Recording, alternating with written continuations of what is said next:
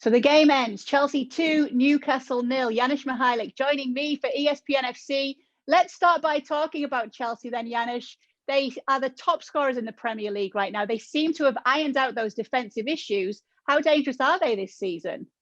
Okay, I think they're title contenders. I don't think we need to be afraid to say that. We see what's happening in the pandemic. First of all, football is back and international football is over. So I think, the game's changing for me. I think we're going to see a lot of consistency now from teams. But if you look at Liverpool and their troubles, Manchester City certainly not put together just yet. You have to look at Chelsea and say that Frank Lampard has done a tremendous job. Defensively, as you said, they're not leaking goals like they used to. If you look at Edouard Mendy in goal, he certainly has made a difference. What a presence he is, even when he's not making saves. And Reece James, my goodness, Ben Chilwell. You still have Azpilicueta, obviously, who can play on both sides, an experienced player that can come in when needed. Thiago Silva, this season for both PSG, if you look at the entire year, he's been tremendous, and he wasn't even playing in this one. Rudiger is looking good. Zuma's looking good. My goodness, going forward, Timo Werner today should have had a hat trick, didn't he? Let's talk about Timo Werner then, because his stats in recent games are very good when it comes to goal scoring, and he was definitely effective today. But do you feel that he does miss some of the chances he should be putting away?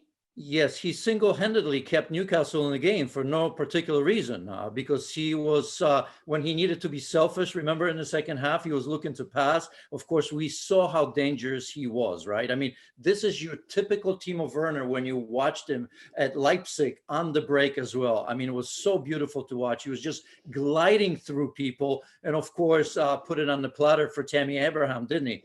But he had his chances. He didn't take them.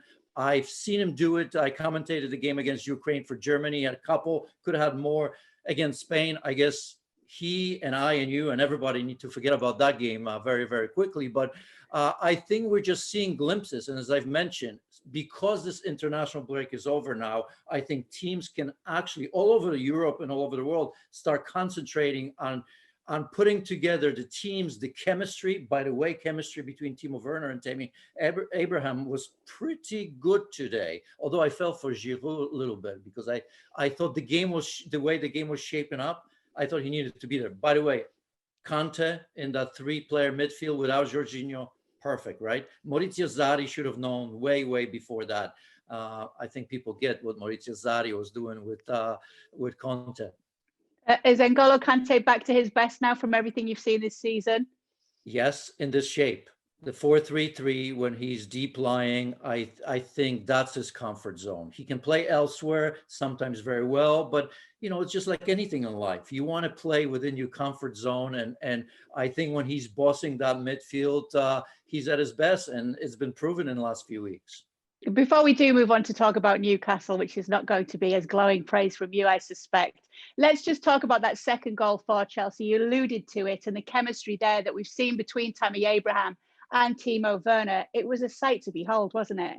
Yes, it was. I mean, in terms of Newcastle, why would you want to watch them? I think it's easy to say, about Steve Bruce, what he has, what he doesn't have, but he has a lot more than he shows. And we saw a little bit of that, but I think he needs to take the handcuffs off. I'll throw a question to anyone that wants to comment on this, I suppose. If, for example, Ralph Hasenhuttl became a coach of Newcastle, with everything they have, it's a totally different team because there's a change of mentality. They go out to games not to lose, not to win. And although as a player, I'll take anything, you look at Newcastle in their position, fair play.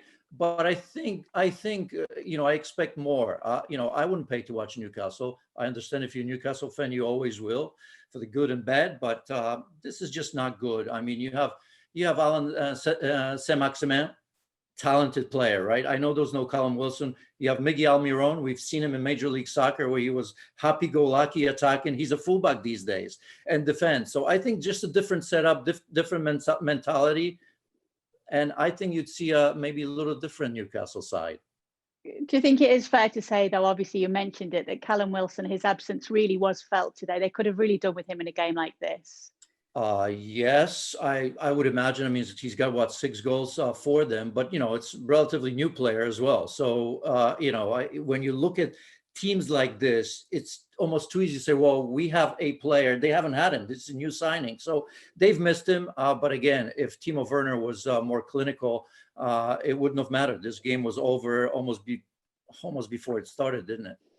All right, let's go back to Chelsea then, just to end this. Who was your standout player today? Who was my standout player? I still have to say I think it was Timo Werner. I think because he was everywhere and maybe not clinical as well, but they have so much going forward. I've mentioned that chemistry. I like that because it's, you're building that, that attacking side. Just think about how much talent they have. Ziyech looks like he's played for Chelsea and in Premier League forever. Questions for Christian Pulisic. He's proven over and over and over, that when doubted, he'll play. He's going to get plenty of opportunities, but it's getting tougher for him because Ziyech is on one side. Timo Werner, he's looking good on the left-hand side. So I think he'll prove it again. There'll be plenty of opportunities, but Christian Pulisic really, really needs to stay healthy to be considered again as a starting player. It sounds like you've got a few doubts there, Janusz, on Christian Pulisic's future. Well, there's just more competition. I feel for him because I think he has been doubted so many times. And every time people do that, he really answers. So I suspect that he may do it again, but, I'd like him to be healthy so he's consistently considered as the starting player for Chelsea. And we can all joy, at least on this side of the ocean. Thanks so much for watching ESPN on YouTube. And for more sports highlights and analysis, be sure to download the ESPN app. And for premium content and live streaming, subscribe to ESPN Plus.